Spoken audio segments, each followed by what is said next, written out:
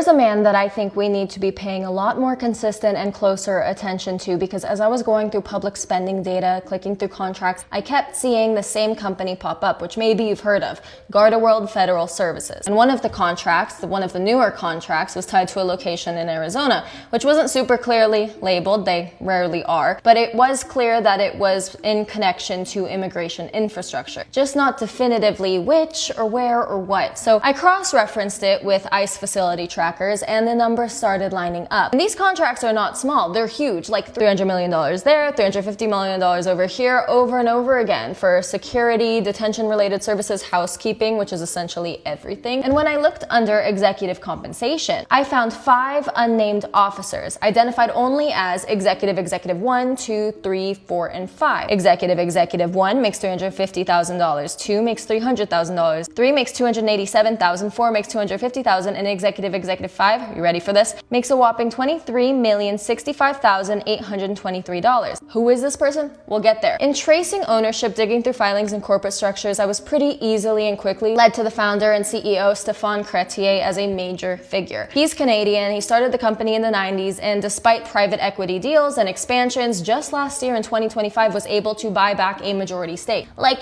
70% control majority stake, to be exact. Quick correction, he alone does not own 70% of the company. He led the small group that bought back 70% of the company that he founded. Also, it happened in 2024, not 2025. And the exact breakdown is not public, so stay tuned for that. Putting him firmly back at the center of GardaWorld. And the company itself is privately controlled, so naturally you don't get the same level of transparency that you would with a public company. But there is a company executive reported as making over $23 million. And that's separate from the hundreds of millions flowing into the company from these contracts. But as for Chrétien, you can't really talk about his business without talking about his business philosophy. For instance, in a 2020 interview, he said, and I quote, "I see the world in a very predatorial way. You're either on the menu or you're looking in the menu," end quote. But as I dig, I find reporting and allegations tied to the company over years. Lawsuits, whistleblower complaints, other very bizarre controversies. But I'm getting ahead of myself. Let's go back to 1995 when he founded GardaWorld in Montreal, starting it with a $25,000 second mortgage on his home and positioning it at the time as a private security and armored transport company. He built one of the largest private security empires in the world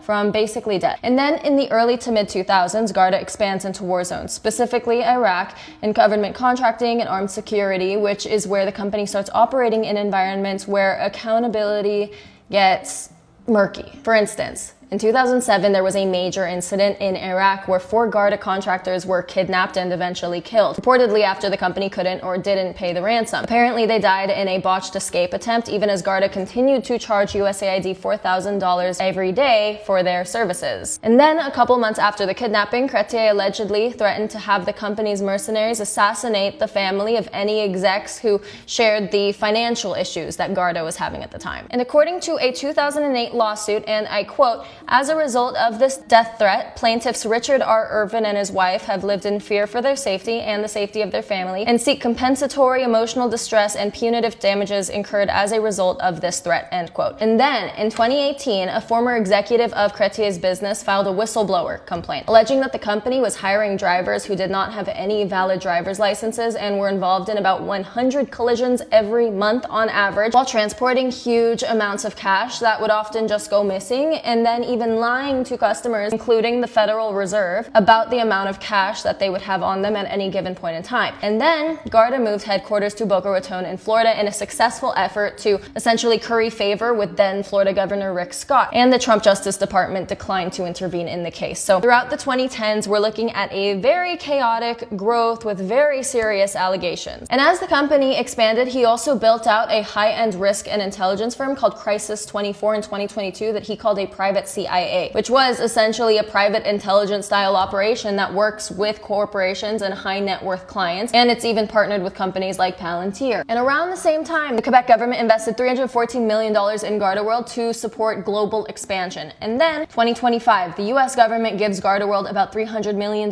for the Alligator Alcatraz project, but it isn't just one detention center, it turns out, because it repeats for the Surprise, Arizona mega facility. It's a repeatable contract model where the same company can receive hundreds of of millions of dollars over and over again across different facilities. But that's not all. The government is currently committed to that $313 million figure for Garda World, but the contract includes a maximum ceiling of $704 million without issuing a new contract, meaning that's as far as it can quietly expand to under the current contract as written. So we are no longer talking about one $300 million contract. We are talking about a system that can scale to over $700 million and then be repeated across the country. And one man owns most of the company, while presumably another is making over $23 million from these places. And I haven't even gotten into Chrétier's other companies, his foundation, or how all of this connects. So make sure you're following the Ravenna report to continue following the money.